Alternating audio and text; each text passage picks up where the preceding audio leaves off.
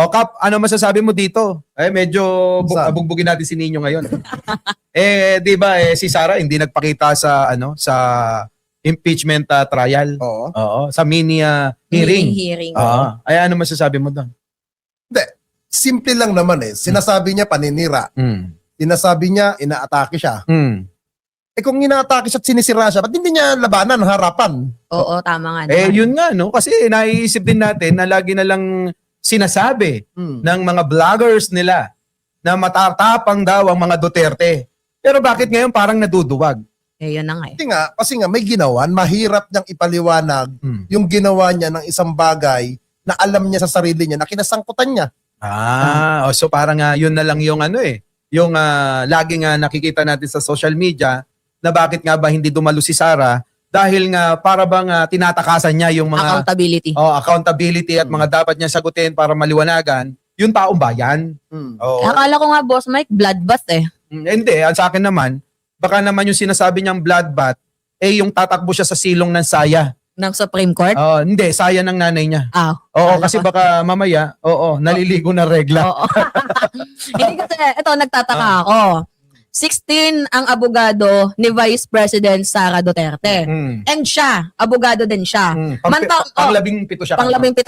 Mantakin mo si Yusek Claire nung kinasuhan ni Lipiste, siya yung nag-abogado sa sarili niya. Hindi na siya kumuha Ngayon si Sara, 16 na yung abogado, tapos ang ending gustong ipa-dismiss. Parang sinasabi ni Mima, bobo talaga si Sara. Sabi niya kasi abogada, di ba? Paano siya naging abogada? Meron na ba siyang kaso na naipanalo o naipatalo niya? Abogado sa papel. Ibig mo sabihin kahit pinatalo walang makita?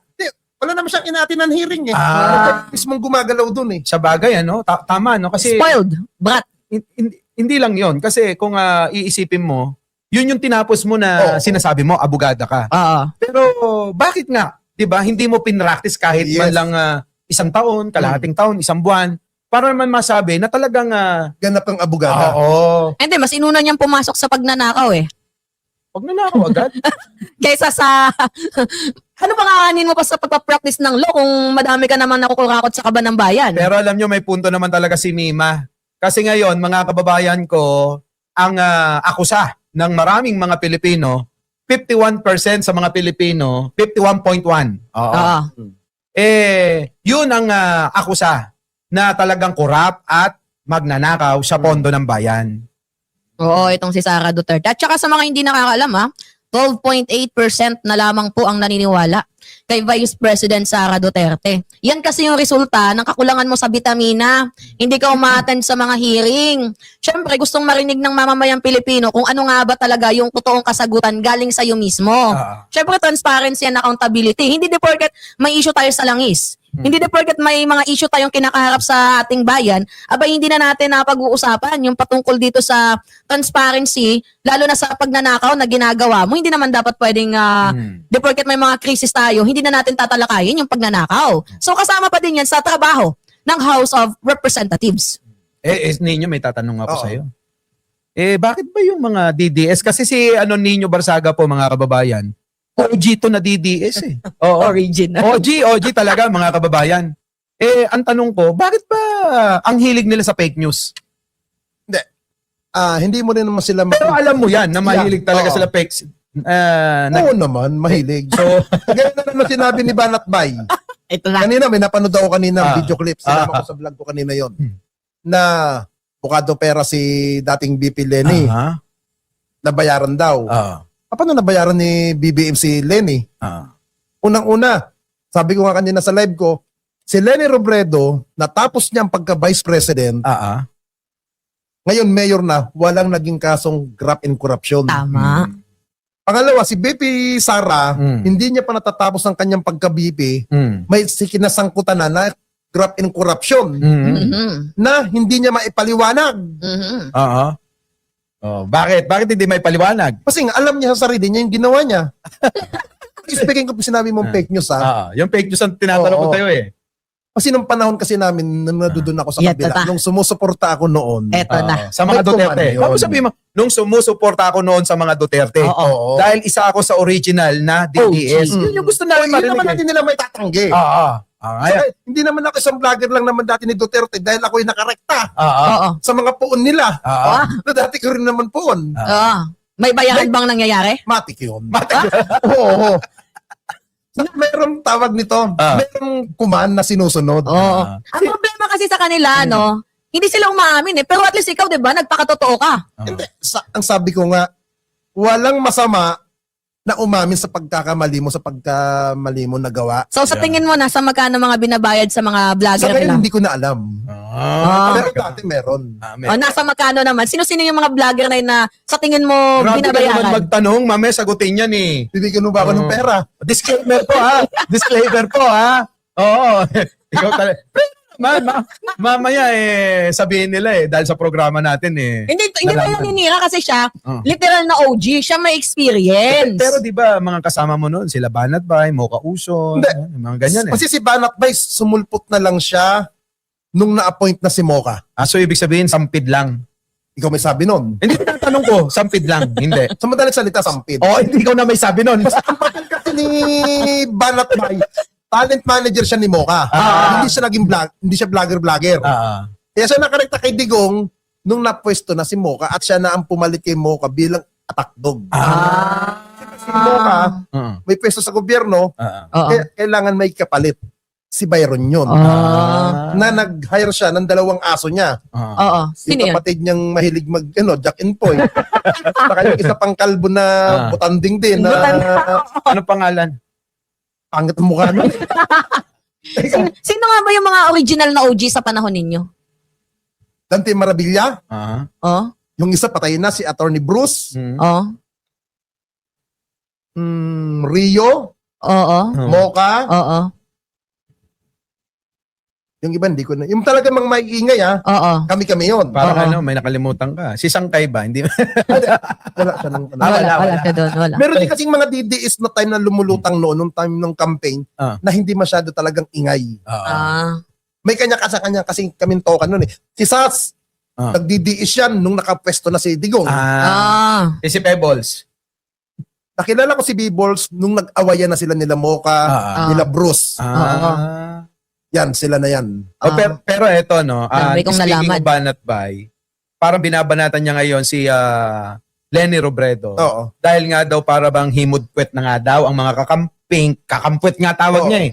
Yung mga kakamping daw ay himudpwet na daw kay Pangulong Bongbong. Ngayon, ang ano ko naman, opinion ko dyan, ngayon, sabihin mo kay Isko yan. Kasi ngayon si Isko, todo na ang papuri kay Pangulong Bongbong. Diba? Masasabi ba kaya ni Banat Bay yan? Na ngayon panay ang puri ni Isko Moreno kay Pangulong Bongbong? Sige nga.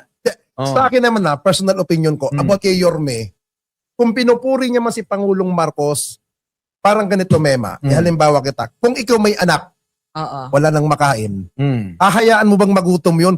Kung ang Pangulo ay si Mike Cervera at binibigyan ka ng tulong, tatanggapin mo ba? Hindi. Ay, tatanggapin. Para mabusog yung anak mo. Oo. Siyempre, bilang ama ng lungsod ng Maynila, Correct. mas uunahin ni Isko kung sino nagbibigay ng tulong para sa mamamayan. Tama. At wala naman hinihinging kapalit si Pangulong Marcos. Oo. At normal na magpasalamat si Yorme Oo. kay Pangulong Marcos. Oo. Sa sinabi mo, kuya, na parang humihimod ng tumbong si Yorme Tumbong. o nung Hindi. ano man. Ang ibig ko sabihin, wala akong sinabing kay Yorme. Kasi alam kong dati kang Isko Pero ang dating sa akin, mas humimod si Sara Duterte Kanino? kay Pangulong Marcos. Bakit? During mag-campaign. Oo. Dahil siya ang nag-announce, siya ang nagsalita na suportahan si Pangulong Marcos. Oo. Siya ang nagpakalapit para siya ang makuhang running mate. Oo. Sabi niya, magaling, mahusay, Mabait. mayroon experience, Hindi magnanakaw. palakad.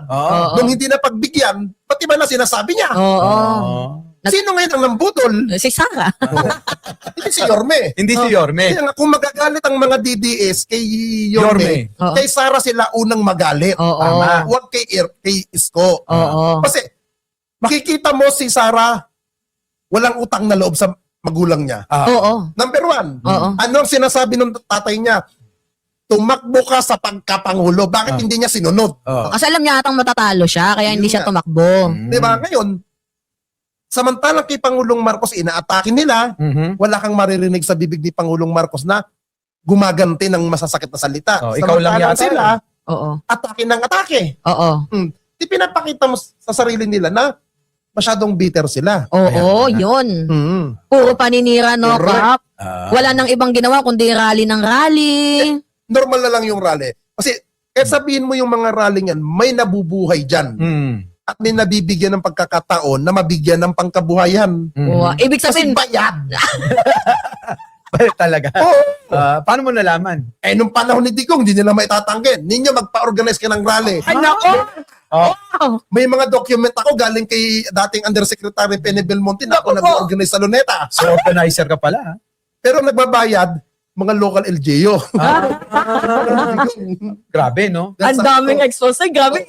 Alam mo, hindi ko alam to. Ngayon ko lang nalalaman kay Umiinit ano. bigla. Kaya naman sinasabi ko sa mga vlog ko, kung titiis ka, tatakihin mo ako, tanungin mo muna sarili mo, gaano ba kalalim ang abot mo sa mga boss? Kung hindi ka ganun kalalim ang rurok, manahimik ka. Oo, tama nga Ginaganon naman. ko. Kasi si Nino Bersaga, original OG talaga yan. OG sa mga DDS content creator, DDS vlogger. And sobra yung pagsuporta niya kay Sara. Pero wala namang masama kung inamin mo yung pagkakamali mo na sumuporta ka sa mamamatay tao, sumuporta ka sa magnanakaw, sumuporta ka sa walang utang na loob. Walang masama. At least si Nino, inamin niya, nabayaran siya. Hindi katulad ng ibang mga DDS. Ang ginantangge. Oo, 'di ba?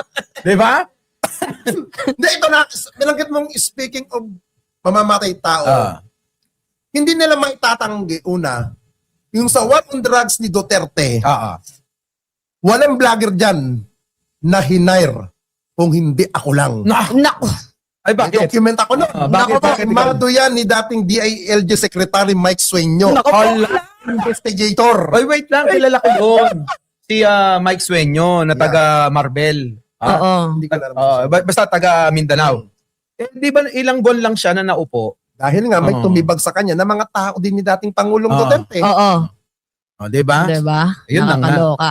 Kita nyo, no? Grabe, no? Ang politika talaga ngayon eh. Mainit. Oo. Hindi, sa politika kasi sa ating bansa, kuya, magkakampi tayo ngayon, bukas magkalaban. Oh, no permanent allies nor enemies, Yes. only Ganyan permanent ang politika. interests. Ganon. Pilipinas. Tulad yan. Balikan ko si Mayor Isko. Si Mayor Isko, laging nasa tabi niya, si Mocha Uson. Ano ngayon, sa palagay mo, ano ngayon ang pakiramdam ng isang Mocha Uson na bumabati ko sa gobyerno, samantalang yung boss niya mismo ay puro papuri kay Pangulo? Hindi ba siya nasusunog nun? Kung ako, Diba? kung ako kay Mocha, delikadesa, Oo. magbitaw siya kay Yorme. Oo, lumayo, ano? Oo. Oo. Kasi unang-una, sa akin hindi siya kailangan ni Yorme. Totoo. Si Mocha ang may kailangan kay Yorme. At halata. Di ba? Ganun talaga. Ang buhay. Pero mo, tumakbong congressista, representative Talo. party list. 3 beses yun.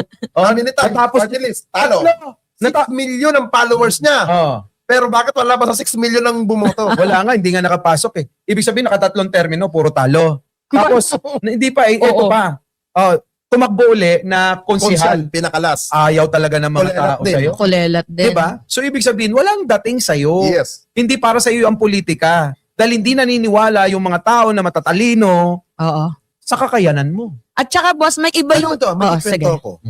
Alam mo, meron akong kaibigan. Sundalo to. Nako po. Itong sundalong kaibigan ko, retire na. ISAP.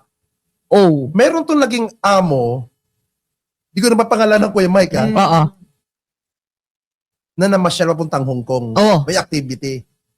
Yung asawa ng sundalo, parang nakita sila nung isang babae na opisyal na kaduda-duda ang ginagawa. Nako po. Sinong babae yan?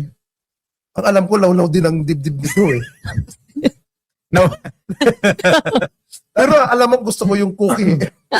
Yung cookie na biskwit. Talaga? Nako po. Mukhang kilala Naman mo namin. ba yung cookie na yun? Hindi. Gusto ko lang yung cookie ng biskwit. Oo. Pero nung hindi pa ito nasa government, may mga show siya dati na ang kamay niya pinapasok sa private ng lalaki. Kilala ko Pag na hindi yun. mo kumakuha to, napakaboba mo. Kilala ko na yun. Ano ba kanina ko pa? Oo. Ngayon ang tanong ko kasi, Immoral. galing kay Ninyo to, mga kababayan ko Oo. galing kay Ninyo itong issue na ito. Oo. Na sabi ni Ninyo noon, hindi ko na gagawing di umano kasi nandito naman siya. Sabi niya noon ang Malacanang ay talagang dinideliveran ng mga puta. Yeah. Sabi mo yan eh.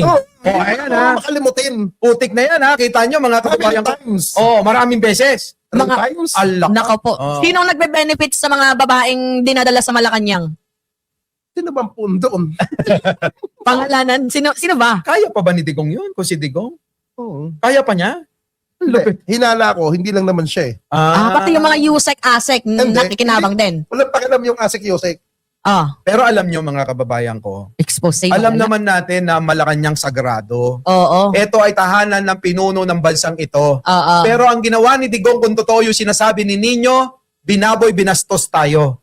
Hindi lang yung Malacanang, kundi tayong mga Pilipino. Oo, Kasi taxpayer. Di ba? May kamag-anak ako sa loob mismo ng Malacanang. May kantin pa. Oo. May kantin pa. Grabe, no? Pindi, no? Hanggang ngayon, nandoon sila. Magkano yung babae? 120? Oh, Walang hika, walang singsing, walang bag, walang abubot na hawak. grabe, no? Grabe, no? Ang laki ang mahal. Tindi, no? Huh? Kukuha ka kay Daisy. Hmm? Huwag na natin buuhin ng pangalan. Oo. Mm. Tawagin mo na lang Madam Daisy. Yun yung bugaw. Dadalhin ko lang doon. Talaga? Hmm. Eh bakit sa'yo hindi kay Banat Bay? Di ba si Banat Bay maraming maraming mga babaeng Ang hawak. balita ko, pangregalo sa mga maiigsi ang pangalan yun. Para mapasaya. Yes. Baka nadandil na. Ganon Yes. ba yun? Oo. Nadandil na. Oo. So Grabe, ngayon. no? Binastos. Alam nyo, mga mamamayan na nanonood sa akin, parang naiiyak ako sa mga expose ni Nino. Kasi yung Malacanang, tahanan yan ng respeto eh. Yung Malacanang, tahanan yan ng mamamayang Pilipino. Nung panahon ni Digong, tahanan ng mga puta. Yung Malacanang, which is nakakalungkot kasi yung babae, parang sobrang baba ng tingin nila na parang nabibili mo lang eh. Yung, Kakating kita dyan. Lalayo ka pa ba? Di ba kay Pulong, kaya nga siya nananaksak ng bugaw? Dahil nabigyan yata siya ng may tulo. grabe. Hindi, di ba? Hindi, totoo. Nagkalat yung video eh. Oo. Sinasaksak niya yung bugaw eh. Oo. Dahil daw di umano. Na-interview ko pa yun. Oh, di ba? Oo. Nandito. Nandito pala si Nino. Totoo ba yun? Na parang nahawaan daw siya ng tulo? Wala naman ganun information na nasabi sa akin. Nang sinabi, parang naghatid siya ng babae, parang naniningil pa siya, kulang yung bayad. Oo, kulang yung bayad. Sabi ng bugaw, kulang pa daw ang bayad ni Kong Pulong. Pulong. Sabi niya. 1K lang, diba? Eh nung sinisingil niya, parang nagagalit. Oo. Eh Nagagalit. nakainom na raw eh. Oo. Baka nakulitan. Ganyan nila hawakan yung batas eh. Yung parang yung batas ang matatakot dapat sa kanila eh. De porket malaki silang tao, kaya na nilang ganun-ganunin ng isang tao eh. So parang para sa kanila, ang babae, panregalo lang. Regalo Yes. lang. Which Parang- is mali ha, Bakit? Boss Mike. Oo. Kasi bilang isang babae, dapat kapag ang babae, pinag-uusapan empowerment. Oo. Pinag-uusapan mo kung anong kakayahan ng isang babae. Kung ano yung may aambag niya sa bansang Pilipinas. Hindi dapat ang babae ginagawang kolorete or pan-display fancy. Sabi ng mga DDS sa umaga daw, ikaw, BBM vlogger. Sa gabi, ikaw daw sumasideline sa Quezon Avenue. Ang ina Oo.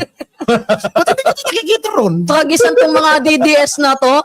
Hoy, lilinawin ko, hindi po ako ganyan. FYI, meron po akong negosyo, meron akong trabaho. But Mike, Ah. linawin ko kanina, yung sinabi niyang mamamatay tao, na sinabi ko kanina na ako lang yung tanging vlogger na kinuha, Oo. na isinama ng Malacanang para mapasabi na ang war on drugs ni Digong ay makatotohanan. Na ang gagawin lang namin, ipapositive ko lahat ng napatay. Ay! Yan ang order ko doon. Puto, may Naku po. Babanggitin ko pa to? Wag na. Oo, wag na. Ito ang papel ko dyan, nandiyan pangalan ko. Oo May nga. mga document pa dyan. Oo. Uy, grabe. Nandito ang mga ebidensya, mga kababayan. 2016. Grabe. Ang hawak kong region, Cordillera, Region 1, Region 3. So parang pinapalabas nyo lang talaga ng legit, pero talagang trabaho, no? Basta't lahat ng napatay sa war on drugs, Oo. negative, positive, ipapositive ko. Naku po. Si Ninyo na mga minamahalan na Documents gusto ko ko. eh. Yan ang may document kita namin, no? Oo. Sa kapag may meeting kami sa DILG, sa krami ng panahon ni Bato, meron ako doon na photos. Naku po. Kaya- So ngayon, Eh sinasabi ko nga sa mga sinasabi ng mga DDS na wala daw droga, anong alam nyo sa anti-drug war ni Digong? Oo. ibig sabihin sa ginagawa mo Wait niyan. lang mga kababayan, Ang ano init. pang kung ninyong mga natutunghayan o napapanood ngayon, wala pong kinalaman ang Bingador dyan. Oo. Disclaimer po sa mga maaaring masangkot, madamay, dahil po ito'y opinion Yun. at tunay na nasaksihan daw Oo. di umano ni Oo, ninyo ha. Oo. Oo. Alam mo naman yung mga DDS, pinanggigil Alam lang eh. mo yan. Mahilig ako mag-record ng phone voice record. So, nilahamunin ako. Magbabasa kami ng mga boss. May tanong ako. Grabe. Yung iPhone na phone doon, wala nang voice Okay, record. Minute. ninyo, Ah. may tanong ako. Kasi di ba ginagawa mo, kapag negative man or positive, ginagawa mong positive. Positive ko yung So tao. ngayon, ibig sabihin, trabaho mo yan. Nung panahon ni Duterte. Ng panahon ni Duterte. Ngayon, matanong kita, meron bang lagay sa'yo dyan para trabahuin mo yan? Anong lagay? Meron bang bayad sa'yo para trabahuin mo yan? 2 months lang namin tatrabahuhin Oh, na ipapositive. oh. Nakapackage na kami ron. Nasa magkano Hindi ko na maalala kung magkano yung budget. yung May budget? budget ako. Totally yung budget ko, hindi ko kinuha yun, dinonate ko yun sa isang orphanage sa Rizal. Wow. Kasi hindi. May ano din may good faith din kahit papaano eh. Ano yun, white, hindi ko may paliwanag yung Hindi. tipong masama yung kanyang ginawa. Siguro, si Nino, parang Doon ko dinonate yun. sabi niya, masama itong ginagawa ko, parang ayokong Oo. kainin ito, dodonate ko na lang sa mga nangangailangan. At least yung ginawa Orphanage niya, yun. nakatulong naman. May Diba? record yun. Sabi ng wala. Alam mo kasi, Mima, ang mali ay mali pa rin. Oo. Kaya lang, alam ko naman, si Nino, Mabuti. hindi. Ang ibig ko Huwag sabihin, kang magkakamali. hindi, totoo. Pinagsisikapan ko, Pinagsisikapan ko. Na si Nino, Parehas outpatient Oo. na lang dito. oo, sa bagay. Parehasong pasyente ng mental tong kasama ko dalawa. Teka, Sasakaling ka namin. Nandito ka sa Montano. si Nino, pagka kasi nandun na sa isang sitwasyon, hindi na siya basta-basta nakakalis doon eh. Yung loyalty nasa kanya eh. Oo. Kaya kahit na anong iutos mo sa kanya, kahit man labag sa kalooban niya, dahil nandiyan na siya, sumusunod na lang. Oo, Parang ganun mabait eh. kasi si Nino. Sa government. Oo, dahil syempre, gobyerno, Oo. parang lahat ng bagay dyan, politika, kailangan Oo. din ng mga bagay-bagay na minsan may gagawin kang hindi maganda Oo. para mapaganda yung imahe ng iba. Yeah. Oo. Di ba? Maangas din pala, no? Ninyo yung mga trabaho ninyo. Grabe, hindi ko kaya. Buti hindi ka kinakabahan nun habang ginagawa mo yun. Katwiran ko naman kasi, Ah. kahit anong ingat mo sa buhay mo, kung oras mo nang mamamatay ka eh. Hindi mo mapipigilan yan. So, parehas kay Digong, kung mamamatay na siya doon sa dahig, mamamatay siya. Bakit hindi pa ngayon mangyari? Wag muna. Hindi, sa akin lang kung ako tatanungin, kung kailan ko gusto mamatay si Duterte, tapusin mo ng eleksyon. Ah. Kasi pag ngayon mamatay yan, makakakuha ng simpatya yung luka-luka. Oh, Maging hindi, anak teka. Pinoy. Ayan na, doon na tayo. Kasi nga, lumabas ang survey ng Pulse Asia Oo. na yung mga naniniwala na lang kay Sara, 12.8. So, parang ang baba. Malayo sa sinasabi kung kukumpara mo sa trust rating na nakukuha niya. Oo. Mm. Tama? Mm. Oh, ang trust rating na nakukuha niya na nababalita nasa 50 plus. Mm. Pero bakit ang tanong ko ngayon dito sa huling survey nila kung ano yung kanilang opinion kay Sara, Mm. bakit 12.8 na lang yung naniniwala? Mm. Konti na lang. So ibig sabihin hindi na tugma. Oo. Ngayon, kung ating susuriin, tignan mo naman yung may ayaw kay presidente. Oo. 12% din. Oo. So hindi malayo. Oo. So yung sumusuporta kay Sara na 12%, yun na rin yun. Yung galit kay presidente. Dahil alam mo naman ang DDS, solid eh. Yeah. So ngayon ang tanong, ano ba talaga totoo? Yung mataas yung rating niya o yung 12% na naniniwala sa Ako, kanya? sige, sagutin ko muna. 51.1 ang mga dismayado sa kanya. Naniniwala na magnanakaw, korap siya. Ako kasi, Boss Mike, ang take ko dito, si Sara Duterte nabubuhay na lang sa kanyang mga vloggers. Yung pangalan niya, umiingay na lang sa mga vloggers. Kung wala yung mga bayaran niyang vloggers di umano, 'di ba? Wala na din si Sara Duterte kasi yung kanilang platform sa social media, doon sila umatake. Tingnan mo, si Sara Duterte nagpapa-interview sa SMNI lang.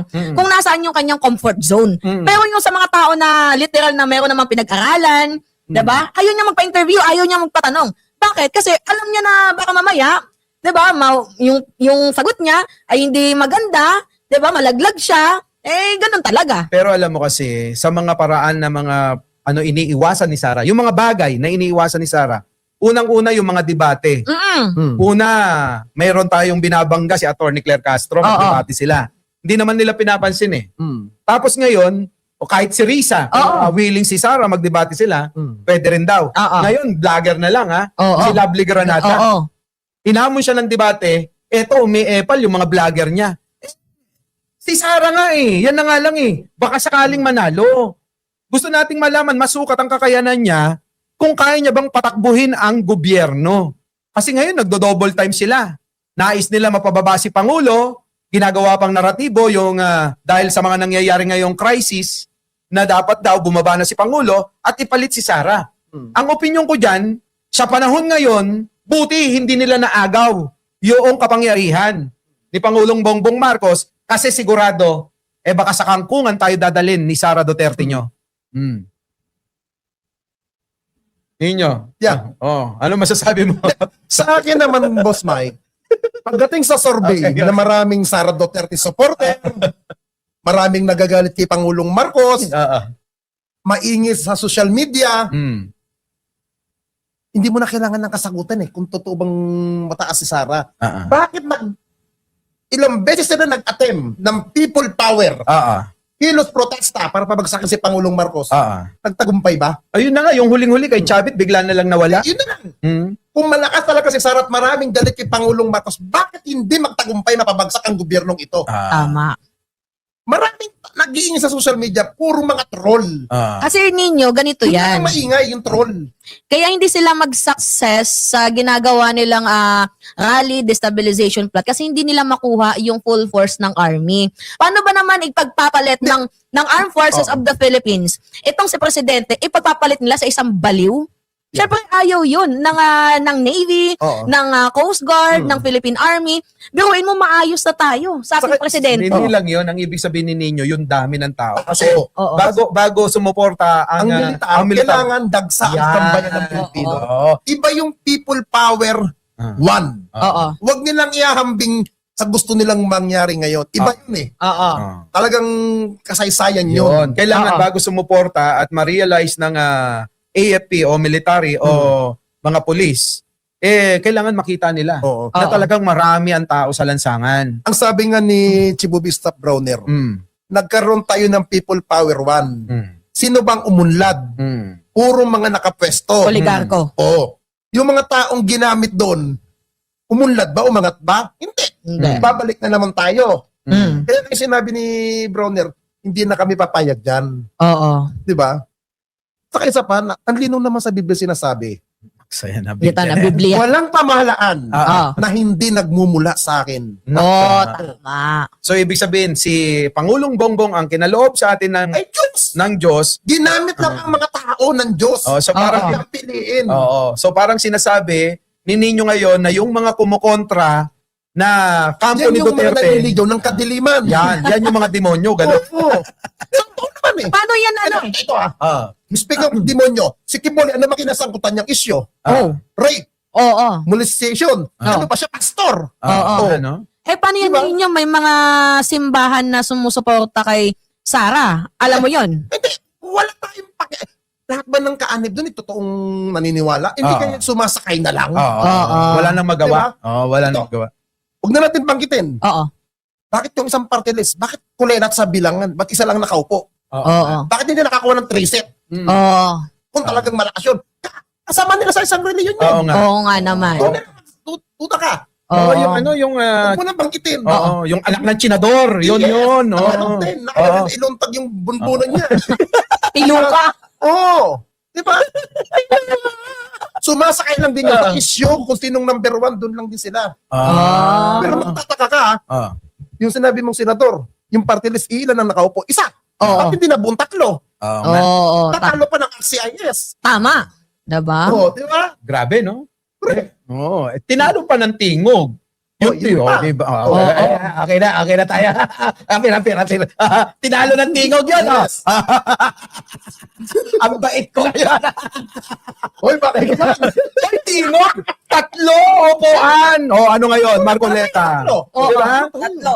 Marcoleta, 3, tinalo kayo ng tingog. Hindi naman sila sekta o reliyon, no? Pero, bakit gano'n, ano? Bait tayo kayo, mga kababayan, ha?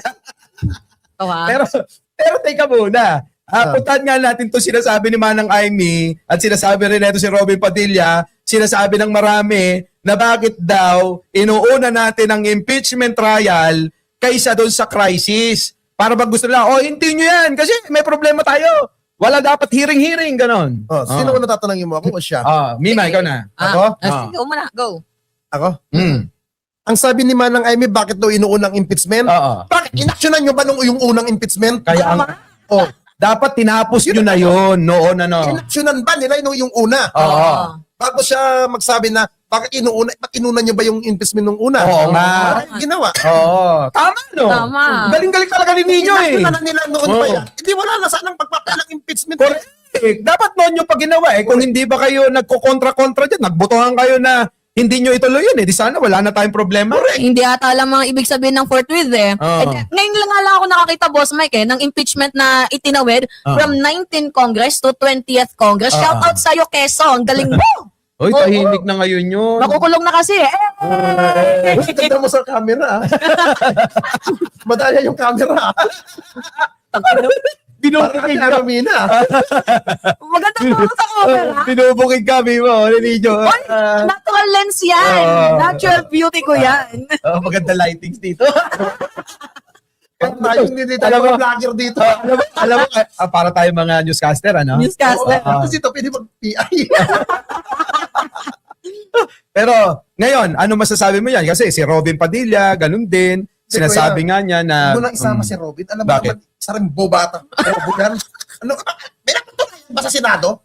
Sa bagay, oo. Ayun, suklay ng bigote. Kulang naman yan doon eh. Magsuklay ng bigote. Hindi lang yun. Magpa-drip yung asawa.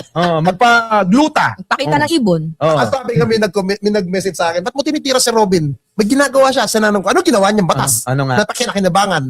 Tumutulong. Politiko yun. Politiko yun. Obligasyon niyan tumulong. Pero yung trabaho niya bilang mambabatas ang nasaan ang nagawa niya. So, ibig sabihin kasi, sumasakay lang sa pagiging author. Pero hindi naman siya yung main author. Correct. Hindi siya yung pinaka-main. So ngayon, yun na nga, mga kababayan, isipin nating maigi. Kasi ang impeachment trial ni Sara at ang hearing na nangyayari sa Kamara, yan po ay naayon sa Constitutional Constitution. duty. Ang pinapaliwanag naman at dinidepensa nila, ayaw na naman nilang dumalo dahil nga daw yan unconstitution. Unconstitutional. Alin ba talaga? Ba't tayo papunta yung mga abogado niya ron? Yung mga Purton Narbasa? Ayun na nga nagpadala lang ng sulat. So ngayon, eto yan kasi mga kababayan, wala naman dapat kasi nakatakutan, nasabi ko na to kaninang umaga sa vlog ko, kung ikaw ay walang kasalanan na alam mo sa sarili mo. Ang taong natatakot lang ay yung mga may nagawang kasalanan. Kaya ka kumukuha ng mga tao na magtatanggol sa'yo kasi kailangan may ipagtanggol talaga. Ibig sabihin, may dapat ipagtanggol sa'yo. Kahit na solong-solo mo na pumunta dyan, tanungin ka kahit ano. Correct. Kahit patuwaring ka, patiwarik, patihaya, Masasagot mo. masasagot mo lahat eh. Then alam mo ang katotohanan. Alam mo yung katotohanan.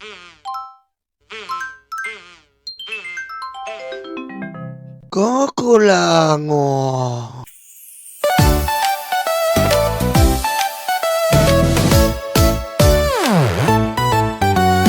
Tanggap, luga, yuga, DDS, DDS. Dating yung ay karton, Duterte, Duterte. Tanggap, luga, yuga, DDS, DDS. Dating yung ay